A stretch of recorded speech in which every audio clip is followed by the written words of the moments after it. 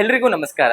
ಮೊದಲನೇದಾಗಿ ವರಮಹಾಲಕ್ಷ್ಮಿ ಹಬ್ಬದ ವರ್ಕ್ಶಾಪ್ಗೆ ಬಂದಿರೋ ನಿಮ್ಮೆಲ್ಲರಿಗೂ ಆತ್ಮೀಯವಾದಂಥ ಸ್ವಾಗತ ಸುಸ್ವಾಗತವನ್ನ ಹೇಳ್ತಾ ಇವತ್ತಿನ ಕಾರ್ಯಕ್ರಮ ಅಂದ್ರೆ ಇವತ್ತಿನ ವರ್ಕ್ಶಾಪ್ ಬಗ್ಗೆ ನಿಮ್ಮೆಲ್ಲರಿಗೂ ತಿಳಿಸ್ಕೊಡ್ತೀನಿ. ಸೊ ವರ್ಕ್ಶಾಪ್ ಅಂದ್ರೆ ಏನಪ್ಪಾ ಅಂದ್ರೆ, ಮೊದಲನೇದಾಗಿ ವರಮಹಾಲಕ್ಷ್ಮಿ ಹಬ್ಬ ಅನ್ನೋದೇ ಒಂದು ದೊಡ್ಡ ಹಬ್ಬ. ಆ ಹಬ್ಬದಲ್ಲಿ ಈ ಸೀರೆ ಉಡಿಸೋದು, ಈ ಅಲಂಕಾರ ಮಾಡೋದು ಅಂದ್ರೆ ಅದು ಇನ್ನೊಂದು ಹಬ್ಬ ಅಂತಾನೆ ಹೇಳ್ಬೋದು. ಸೊ ಆ ಹಬ್ಬವನ್ನ ಇನ್ನಷ್ಟು ಹೆಚ್ಚು ಮೆರುಗುಗೊಳಿಸುವಂತಹ ಕಾರ್ಯಕ್ರಮನ ನಾವು ಇವತ್ತು ಮಾಡೋಣ. ಸೊ ಮೊದಲನೇದಾಗಿ ಏನಪ್ಪಾ ಅಂದ್ರೆ, ನೀವು ವರಮಹಾಲಕ್ಷ್ಮಿ ಹಬ್ಬದ ತಯಾರಿಗಳನ್ನ 15-20 ದಿನದಿಂದಾನೇ ಶುರು ಮಾಡಿರ್ತೀರ. ಸೊ ಆ ಸೀರೆ ಆಗಿರ್ಬೋದು, ಒಡವೆ ಆಗಿರ್ಬೋದು, ಕೈಕಾಲ್ಗಳಾಗಿರ್ಬೋದು, ಯಾವ ತರ ಅಲಂಕಾರ ಮಾಡಬೇಕು, ಸೊ ಪ್ರತಿಯೊಂದು ತಿಂಗಳಾರು ಗಂಟಲೆ ಮುಂಚೆಯಿಂದಾನೇ ನೀವು ತಲೆಯಲ್ಲಿ ಇಟ್ಕೊಂಡಿರ್ತೀರ ಅಥವಾ ಒಂದು ಐಡಿಯಾ ಅಂತ ಇರುತ್ತೆ. ಬಟ್ ಆ ಹಿಂದಿನ ದಿನ ಏನಾಗತ್ತಪ್ಪ ಅಂತಂದ್ರೆ, ನೀವು 10,000, 20,000, 30,000 ಎಷ್ಟೇ ಸೀರೆ ತಂದ್ರು ಅಥವಾ ಎಷ್ಟೇ ಒಡವೆ ತಂದ್ರು ನಿಮ್ ತಲೆಯಲ್ಲಿ ಕೂರೋದೇನೋ, ಅಯ್ಯೋ ನೆರ್ಗೆನೆ ಬರ್ತಾ ಇಲ್ಲ, ಅಯ್ಯೋ ಇದು ಹಂಗಿರ್ಬೇಕಾಗಿತ್ತು, ಅಯ್ಯೋ ಇದು ಈ ತರ ಕುತ್ಕೋಬೇಕಾಗಿತ್ತು, ಅದೆಷ್ಟೇ ಟ್ರೈ ಮಾಡಿದ್ರು ಬರ್ತಾ ಇಲ್ಲ, ಏನ್ ಮಾಡ್ಲಿ. ನಿಮ್ಗೆ ವರಮಹಾಲಕ್ಷ್ಮಿ ಹಬ್ಬನ ಬೇರೆ ತರಾನೇ ತಗೊಂಡೋಗ್ಬೇಕು ಅಂತ ಇರುತ್ತೆ. ಬಟ್ ಆದ್ರೆ ಕೆಲವೊಂದ್ಸಲ ನಮ್ಗೆಲ್ಲಾ ಗೊತ್ತಿದ್ರು ಎಲ್ಲ ಮರ್ತೋಗಿರ್ಬೋದು, ಅಥವಾ ಯಾವ್ದೋ ತರ ಮಾಡಕ್ ಹೋಗಿ ಇನ್ಯಾವುದೋ ತರ ಬಂದಿರ್ಬೋದು.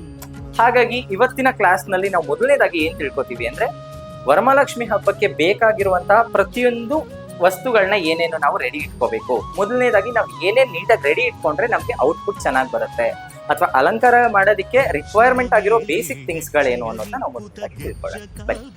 ಸೊ ನಾನು ಹೇಳಿದಾಗೆ ಏನೇನ್ ಐಟಮ್ಸ್ ಬೇಕು ಅಂತ ನಾನು ಇವಾಗ ಇಲ್ಲಿ ರೆಡಿ ಇಟ್ಕೊಂಡಿದ್ದೀನಿ. ಏನೇನ್ ಇಟ್ಕೊಂಡಿದ್ದೀನಿ ಅಂತ ನಿಮ್ಗೆ ತೋರಿಸ್ತಾ ಹೋಗ್ತೀನಿ.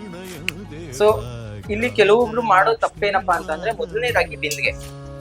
ಸೊ ಈ ಬಿಂದಿಗೆ ಯಾವ ತರ ತಗೋಬೇಕು, ಸೊ ಅಥವಾ ಯಾವ ಶೇಪ್ ಅಲ್ಲಿ ತಗೋಬೇಕು, ಎಷ್ಟು ದೊಡ್ಡ ತಗೋಬೇಕು ಅನ್ನೋದು ತುಂಬಾ ಜನ ಪ್ರಾಬ್ಲಮ್. ನೀವಿಲ್ಲಿ ನೋಡ್ತಾ ಇರ್ಬೋದು, ಈ ತರ ಒಂದು ಮೀಡಿಯಂ ಸೈಜ್ ಬಿಂದಿಗೆನ ತಗೊಂಡ್ರೆ ಪಾರ್ಟೇಷನ್ ತುಂಬಾ ಚೆನ್ನಾಗಿ ಬರುತ್ತೆ, ವರಮಹಾಲಕ್ಷ್ಮಿ ಬಾಡಿ ಶೇಪು ತುಂಬಾ ಚೆನ್ನಾಗಿ ಬರುತ್ತೆ. ಇದಕ್ಕಿಂತ ದೊಡ್ಡದು ಬೇಡ, ಇದಕ್ಕಿಂತ ಚಿಕ್ಕದು ಬೇಡ. ತುಂಬಾ ಚಿಕ್ಕದಾದ್ರೂ ಚೆನ್ನಾಗಿ ಕಾಣಲ್ಲ, ತುಂಬಾ ದೊಡ್ಡದಾದ್ರೂ ತುಂಬಾ ಆಡ್ ಆಗಿ ಬರುತ್ತೆ. ಸೊ ಮೊದಲನೇದಾಗಿ ನೀವು ನೋಡ್ಬೋದು, ಈ ತರ ಒಂದು ಬಿಂದಿಗೆನ ತಗೋಬೇಕಾಗುತ್ತೆ. ಸೊ ನಂಬರ್ 1 ಬಿಂದಿಗೆ. ಸೊ ನೆಕ್ಸ್ಟ್ ಕೋಲ್ಗಳು. ಇದು ರಿಕ್ವೈರ್ಮೆಂಟ್, ತುಂಬಾ ಬೇಕಾಗಿರುವಂತಹ ಒಂದು ವಸ್ತು ಅಂದ್ರೆ ಕೋಲ್ಗಳು.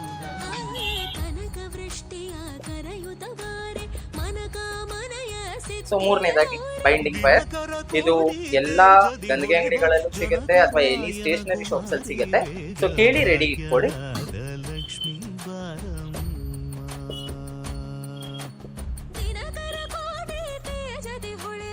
ನಾಲ್ಕನೇದಾಗಿ ನಿಮಗೆ ಗೊತ್ತಿರೋ ರೀತಿ ಸೀರೆ. ಸೊ ಈ ಸೀರೆ ಬಗ್ಗೆ ಹೇಳ್ಬೇಕು ಅಂದ್ರೆ, ವರಮಹಾಲಕ್ಷ್ಮಿ ಹಬ್ಬಕ್ಕೆ ಆದಷ್ಟು ಸಿಲ್ಕ್ ಸ್ಯಾರೀಸ್ ನ ಪ್ರಿಫರ್ ಮಾಡಿ, ಇಲ್ಲ ಕಾಟನ್ ಸ್ಯಾರೀಸ್ ನ ಪ್ರಿಫರ್ ಮಾಡಿ, ಇಲ್ಲ ಅಂದ್ರೆ ಸೆಮಿ ಸಿಲ್ಕ್ ಅಂತ ಸಿಗುತ್ತೆ, ಸೆಮಿ ಸಿಲ್ಕ್, ರಾ ಸಿಲ್ಕ್ ಅಂತ ಸಿಗುತ್ತೆ. ಸೊ ಯಾವುದೇ ಕಾರಣಕ್ಕೂ ಸ್ಯಾರಿ ತಗೊಳ್ಳುವಾಗ ವರಮಹಾಲಕ್ಷ್ಮಿ ಹಬ್ಬಕ್ಕಂತೂ ಈ ಶಿಫಾನು, ಈ ಮೈಸೂರು ಸಿಲ್ಕ್ ಸ್ಯಾರಿಗಳನ್ನ ಆದಷ್ಟು ಅವಾಯ್ಡ್ ಮಾಡಿ. ಸೊ ನೀವೆಷ್ಟೇ ಕಾಸ್ಟ್ಲಿ ಕೊಟ್ಟು ಮೈಸೂರು ಸಿಲ್ಕ್ ಸೀರೆ ತಗೊಂಡ್ರು ವರಮಹಾಲಕ್ಷ್ಮಿ ಹಬ್ಬಕ್ಕೆ ಉಡ್ಸೋದಕ್ಕೆ ಚೆನ್ನಾಗೂ ಕಾಣಲ್ಲ, ಆ ಫ್ರಿಲ್ಸ್ ಕೂಡ ನಿಮ್ಗೆ ಚೆನ್ನಾಗಿ ಬರುತ್ತೆ. ಸೊ ಆದಷ್ಟು ಸೀರೆ ಬಗ್ಗೆ ಗಮನ ಇಟ್ಟು ಚೂಸ್ ಮಾಡಿ.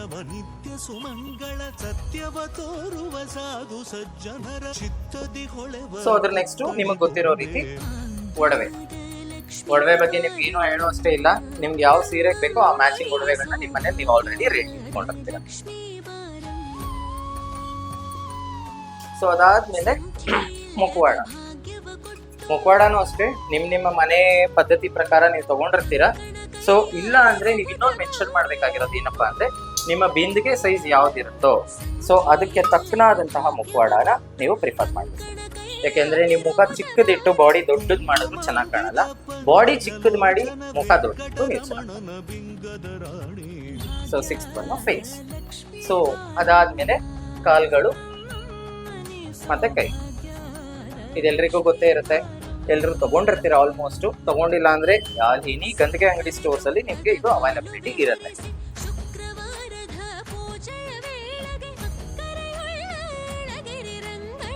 ಸೊ ಅದಾದ್ಮೇಲೆ last but not least acrylic paint. So ಇದೇಂತಕ್ಕೆ ಯೂಸ್ ಮಾಡ್ತೀವಿ ಅಪ್ಪ ಅಂದ್ರೆ, ದೇವಿ ಮುಖ, ಕಣ್ಣು, ಕೂದಲು ಮತ್ತೆ ಲಿಪ್ಸ್ ನ ಬರೆಯೋದಕ್ಕೆ ಯೂಸ್ ಮಾಡ್ತೀವಿ.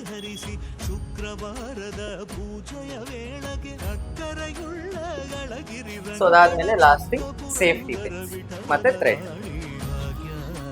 ಸೊ ಇಷ್ಟು ರೆಡಿ ಇದ್ರೆ ನಿಮಗೆ ಈಸಿಯಾಗಿ ವರಮಹಾಲಕ್ಷ್ಮಿ ಹಬ್ಬನ ನಾವು ಮಾಡ್ಬೋದು. So these are the basic things. ಇಷ್ಟನ್ನ ನೀವು ಇಟ್ಕೊಂಡ್ರೆ ನೀವು ಆರಾಮಾಗಿ ನಿಮ್ಮ ಮನೆಯಲ್ಲಿ ನೀವೇ ವರಮಹಾಲಕ್ಷ್ಮಿ ಹಬ್ಬನ ಅಥವಾ ವರಮಹಾಲಕ್ಷ್ಮಿ ಗೊಂಬೆನ ನೀವು ಕೂರಿಸ್ಬೋದು.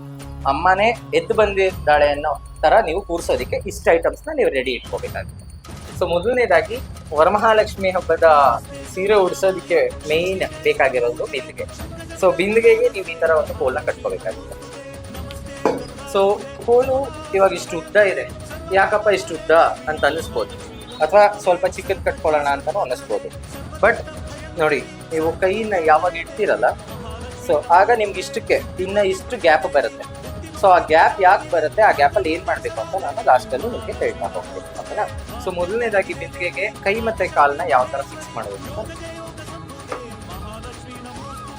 ಸೊ ಇದು ಬ್ಲೌಸ್ ಪೀಸ್, ನಿಮ್ಮ ಸ್ಯಾರಿಲಿ ಕಟ್ ಮಾಡಿರೋದಾಗಿರ್ಬೋದು, ಅಥವಾ ನಿಮಗೆ ಕಟ್ ಮಾಡೋದು ಇಷ್ಟ ಇಲ್ಲ ಅಂದ್ರೆ ನೀವು ಸ್ಪೇರ್ ಬ್ಲೌಸ್ ಪೀಸ್ನ ಕೂಡ ಯೂಸ್ ಮಾಡ್ಬೋದು.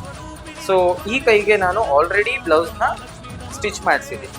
ಸೊ ಎಲ್ರಿಗೂ ಅದು ಸ್ಟಿಚಿಂಗ್ ಬರೋದಿಲ್ಲ. ಸೊ ನಿಮಗೆ ಬೇಕಂದ್ರೆ ಈ ಥರ ಸ್ಟಿಚಿಂಗ್ ಮಾಡಿಸ್ಕೊಳ್ಳಿ, ಇಲ್ಲಾಂದರೆ ಈ ಥರ ಬ್ಲೌಸ್ ಪೀಸಲ್ಲಿ ನೀವು ನಿಮ್ಮ ಸ್ಯಾರಿಗೆ ತಕ್ಕನಾಗಿರುವಂಥ ಬ್ಲೌಸ್ನ ನಾವು ರೆಡಿ ಮಾಡ್ಕೊಳ್ತೀವಿ. ಸೊ ಎರಡೂ ಕೈಗೆ ಬ್ಲೌಸ್ ಪೀಸ್ನ ಈ ಥರ ಫಿಕ್ಸ್ ಮಾಡ್ಕೊಂಡು, ಸೊ ಇದನ್ನ ಇದು ಯಾವುದೇ ರೀತಿ ಕಷ್ಟ ಇಲ್ಲದೆ ಈಸಿಯಾಗಿ ಫಿಟ್ ಮಾಡ್ಬೋದು. ಸೊ ಇಲ್ಲಿ ನೋಡ್ತಾ ಇದ್ದೀರಲ್ಲ, ಮೊದಲನೇದಾಗಿ ಈ ಪೋರ್ಷನ್ನ ಇಟ್ಕೊಂಡು ಈ ಬಿಂದಿಗೆಗೆ ಒಂದು ರೌಂಡ್ ಬರಬೇಕದು. ಸೊ ರೌಂಡ್ ಬಂದಾಗ ನಿಮಗೆ ಅದು ನೀಟಾಗಿ ಕೂರುತ್ತೆ. ಸೊ ನೀವು ಏನು ಕಷ್ಟಪಡಬೇಕಾಗಿಲ್ಲ. ಸೊ ಅದೇ ಎಕ್ಸ್ಟ್ರಾ ಬ್ಲೌಸ್ ಪೀಸಲ್ಲಿ ನೀವು ಈ ಬಿಂದಿಗೆ ಪಾರ್ಟ್ ಏನಿದೆಯೋ ಅದನ್ನು ನೀಟಾಗಿ ಕವರ್ ಮಾಡ್ಬೋದು. ಸೊ ಸ್ಯಾರಿ ಅಂತ ಬಂದಾಗ ಇಲ್ಲಿ ಎಲ್ಲರೂ ಮಾಡುವಂತಹ ಮೊದಲನೇ ತಪ್ಪೇನಪ್ಪ ಅಂತಂದ್ರೆ, ಸೊ ಸ್ಯಾರಿ ತಗೊಂಡು ವರಮಹಾಲಕ್ಷ್ಮಿಗೆ ಸ್ಟಾರ್ಟಿಂಗ್ ಅಲ್ಲಿ ಈ ಪೋರ್ಷನ್ ಇಂದಾನೇ ನೆರಿಗೆ ಹಿಡಿಯೋದಕ್ಕೆ ಸ್ಟಾರ್ಟ್ ಮಾಡಿರ್ತೀರ ಅಲ್ವಾ? ಸೊ ಈ ಪೋರ್ಷನ್ ಇಂದ ನೀವು ನೆರಿಗೆ ತೆಗೆದಾಗ, ಸೊ ಎಲ್ಲಿವರೆಗೂ ತೆಗಿತೀರಾ ನೆರಿಗೆನ? 1 ಮೀಟರ್ ಅಥವಾ 1.5 ಮೀಟರ್ ಅಷ್ಟು ಬಿಟ್ಟು ತೆಗಿತೀರ. ಸೊ ಇಷ್ಟು ಬಿಟ್ಟು ನೀವು ಇಷ್ಟು ಪೂರ್ತಿ ನೆರಿಗೆನ ತಗೊಂಡಿರ್ತೀರ.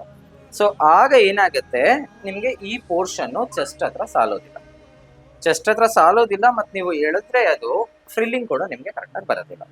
ಸೊ ಫಸ್ಟ್ ಥಿಂಗ್ ನೀವೇನು ಮಾಡಬೇಕಪ್ಪ ಅಂತಂದರೆ, ಈ ಪಲ್ಲು ಪಾರ್ಟಿಂದ ನೀವು ಸ್ಯಾರಿ ಡ್ರಾಪಿಂಗ್ನ ಸ್ಟಾರ್ಟ್ ಮಾಡ್ಕೋಬೇಕು. ಸೊ ಇದು ನಿಮಗೆ ಎಷ್ಟು ಫ್ಲೀಟ್ಸ್ ಬೇಕೋ ಅಷ್ಟು ಫ್ಲೀಟ್ಸ್ನ ನೀವು ರೆಡಿ ಮಾಡಿ ಇಟ್ಕೋಬೇಕಾಗುತ್ತೆ.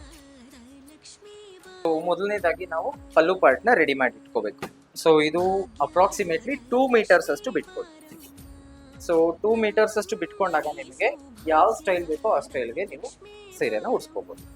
ಸೊ ಇದಾದ್ಮೇಲೆ ನೀವು ಎಕ್ಸ್ಟ್ರಾ ಈ ಪಾರ್ಟ್ ಏನಿದೆಯಲ್ಲ, ಇವಾಗ ಸ್ಟಾರ್ಟಿಂಗ್ ಪಾಯಿಂಟ್ ಇಂದ ನೀವು ನೆರಿಗೆ ತಗೊಳ್ಳೋದನ್ನ ಶುರು ಮಾಡಿ. ಸೊ ಆದಷ್ಟು ಎರಡೂ ಸೈಡ್ ಬಾರ್ಡರ್ ಸೇಮ್ ಇರುವಂತಹ ಸ್ಯಾರೀಸ್ನ ಪ್ರಿಫರ್ ಮಾಡಿ. ಸೊ ಈ ತರ ಸಿಗ್ಲಿಲ್ಲ ಅಂದಾಗ ಒಂದೇ ಸ್ಟೆಪ್ ಮಾಡೋದಕ್ಕೆ ಪ್ರಿಫರ್ ಮಾಡಿ. ಆದಷ್ಟು ಈ ಸ್ಟಾರ್ಟಿಂಗ್ ಪಾಯಿಂಟ್ ಏನಿದೆಯೋ ಅಲ್ಲಿಂದ ಫ್ರಿಲ್ಸ್ನ ಹಿಡ್ಕೊಳ್ಳೋದಕ್ಕೆ ಸ್ಟಾರ್ಟ್ ಮಾಡೋಣ. ಆದಷ್ಟು ನಿಮ್ಮ ಕೈಯಲ್ಲಿ ಎಷ್ಟು ಸಣ್ಣದಾಗಿ ಪ್ಲೀಟ್ಸ್ ಹಿಡ್ಕೊಳಕ್ಕಾಗುತ್ತೋ ಅಷ್ಟು ಸಣ್ಣದಾಗಿ ಇಟ್ಕೊಳಕ್ ಟ್ರೈ ಮಾಡಿ. ಸೊ ಆಗ ಫ್ರಿಲ್ಸು ಜಾಸ್ತಿ ಬರುತ್ತೆ.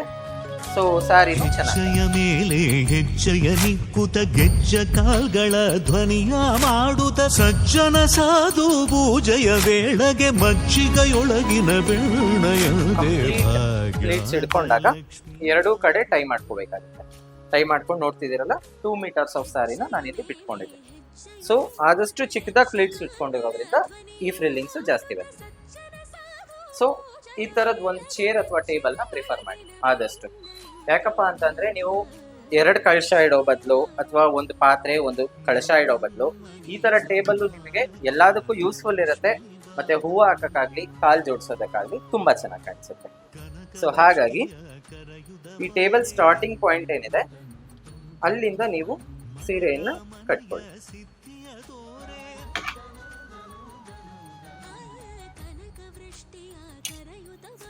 ಸೊ ಇಷ್ಟಾದ್ಮೇಲೆ ಕಾಲ್ಗಳನ್ನ ಫಿಕ್ಸ್ ಮಾಡ್ಕೊಳ್ಳೋಣ.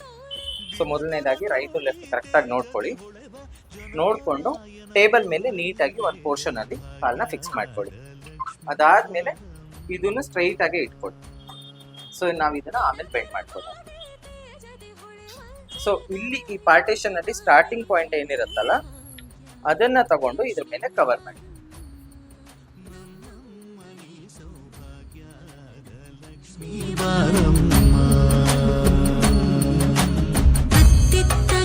ಭಕ್ತರ ಮನೆಯಲ್ಲಿ ನಿತ್ಯ ಮಹೋತ್ಸವ ನಿತ್ಯ ಈ ಕೆಳಗಡೆ ಫ್ರಿಲ್ಸ್ಗೆ ನಾವು ಗಂಟೆ ಏನು ಹಾಕಿರ್ತೀವಲ್ಲ ಅದನ್ನ ರಿಮೂವ್ ಮಾಡ್ತೀವಿ.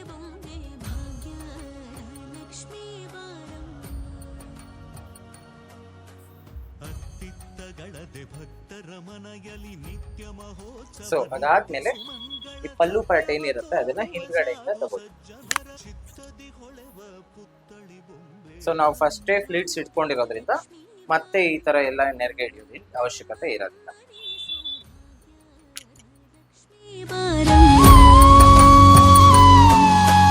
ಸಂಖ್ಯೆ ಇಲ್ಲದ ಭಾಗ್ಯವ ಕೊಟ್ಟು ಕಂಕಣ ಕೈಯಾದಿರುವುದ ಬಾರಿ, ಸಂಖ್ಯೆ ಇಲ್ಲದ ಭಾಗ್ಯವ ಕೊಟ್ಟು ಕಂಕಣ ಕೈಯಾದಿರುವುದ.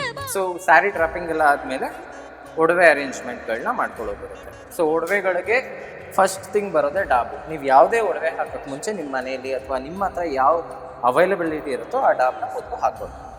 ಅವಾಗಲೇ ಬೈಂಡಿಂಗ್ ವೈರ್ ತೊಗೊಂಡಿದ್ವಲ್ಲ, ಸೊ ಅದರ ಹೆಲ್ಪಿಂದ ನಾನು ಜುವೆಲ್ಸ್ನ ಫಿಕ್ಸ್ ಮಾಡ್ಕೊತಾ ಇದ್ದೀನಿ. ಸೊ ಬೈಂಡಿಂಗ್ ವೈರ್ ದಾರಕ್ಕಿಂತ ಯಾಕೆ ಬೆಟರಪ್ಪ ಅಂದರೆ ನಿಮಗೆ ಶೇಕ್ ಆಗೋದಿಲ್ಲ. ಫಸ್ಟ್ ಥಿಂಗ್ ನೀವು ಯಾವ ಶೇಪಲ್ಲಿ ಕೂರಿಸಿರ್ತೀರೋ ಅದೇ ಶೇಪಲ್ಲಿ ಒಡವೆಗಳು ನೀಟಾಗಿ ಅರೇಂಜ್ ಆಗುತ್ತೆ.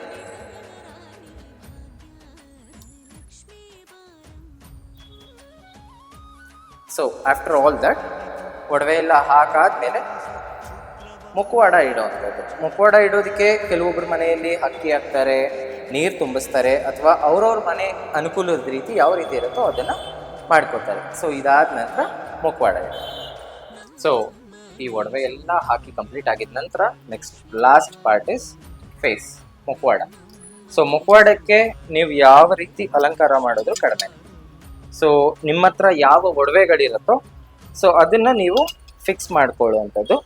ಫಿಕ್ಸ್ ಮಾಡಿಕೊಂಡು directly you can apply to the sari. So ನಾನಿಲ್ಲಿ ಸಿಂಪಲ್ ಆಗಿ ಮೂಗ್ಬೆಟ್ಟು, ಸ್ಟಿಕ್ಕರು ಮತ್ತು ಓಲೆಗಳನ್ನ ಇಟ್ಕೊಂಡಿದ್ದೆ. ಸೊ ನೋಡಿ, ಇಷ್ಟಕ್ಕೆ ವರಮಹಾಲಕ್ಷ್ಮಿ ಎಷ್ಟು ಅಂದವಾಗಿ ಕಾಣ್ತಾ ಇದ್ದಾಳೆ ಅಂತ, ಹೌದಲ್ವಾ? ಸೊ ಎಲ್ಲ ಬೇಸಿಕ್ ಐಟಮ್ಸ್ನ ಇಟ್ಕೊಂಡು ನಾವು ಒಂದು ಲುಕ್ನ ಕಂಪ್ಲೀಟ್ ಆಗಿದ ತಕ್ಷಣ ಈ ಥರ ಕಾಣುತ್ತೆ. So this is the proper Varamahalakshmi sari dropping, ಆಯಿತಾ? ಸೊ ಇದೇ ರೀತಿ ಅಲ್ಲದೆ ನಾವು ಇನ್ನೂ ಬೇರೆ ಬೇರೆ ರೀತಿನೂ ಸ್ಯಾರಿ ಡ್ರಾಪಿಂಗ್ ಮಾಡ್ಬೋದು. ಡಬಲ್ ಸ್ಟೆಪ್ ಆಗಿರ್ಬೋದು ಅಥವಾ ಪದ್ಮಾಸನ ಹಾಕಿರೋದಾಗಿರ್ಬೋದು. ಸೊ ಇನ್ನೂ ಬೇರೆ ಬೇರೆ ಥರ ಮಾಡ್ಬೋದು. ಬಟ್ ದಿಸ್ ಇಸ್ ಪ್ರಾಪರ್, ಅಂದರೆ ಬೇಸಿಕ್ ಥಿಂಗ್ ನಾವು ಏನೇನು ಇಟ್ಕೊಂಡು ಮಾಡ್ಬೋದು. ಸೊ ಈ ಥರ ಬರುತ್ತೆ ಲುಕ್ಕು. ಸೊ ನೆಕ್ಸ್ಟು ಹೋಗ್ತಾ ಹೋಗ್ತಾ ಇನ್ನೂ ಅಡ್ವಾನ್ಸ್ಡ್ ಆಗಿರ್ಬೋದು, ಅಥವಾ ನಾ ಹೇಳ್ದಂಗೆ ಡಬಲ್ ಸ್ಟೆಪ್ ಆಗಿರ್ಬೋದು, ಅಥವಾ ಪದ್ಮಾಸನ ಯಾವ ರೀತಿ ಮಾಡೋದು ಅಂತ ನಾನು ನೆಕ್ಸ್ಟ್ ಕ್ಲಾಸಲ್ಲಿ ನಿಮಗೆ ಹೇಳ್ತಾ ಹೋಗ್ತೀನಿ. Thank you.